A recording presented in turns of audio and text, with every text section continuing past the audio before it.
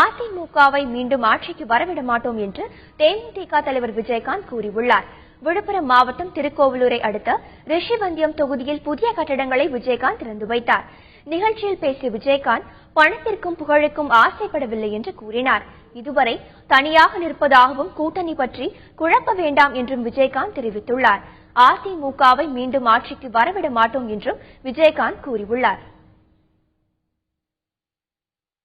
நிச்சயமாக நீங்க அடுத்த தடவை நான் வரவிட மாட்டேன் இந்த விஜயகாந்த் என்பது உறுதியாக சொல்கிறேன்.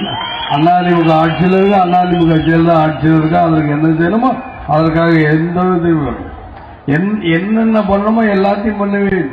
ஆனால் கூட்டணியை பத்தி இவங்க எல்லாம் முடிவு பண்றாங்களே, என்ன சொல்லுவார் என்ன சொல்லுவேன்.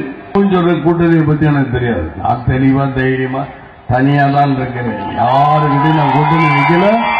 கூட்டணி கூட குழப்பாதீங்க. காசை விஜயகாந்த் வாங்கல. யாரும்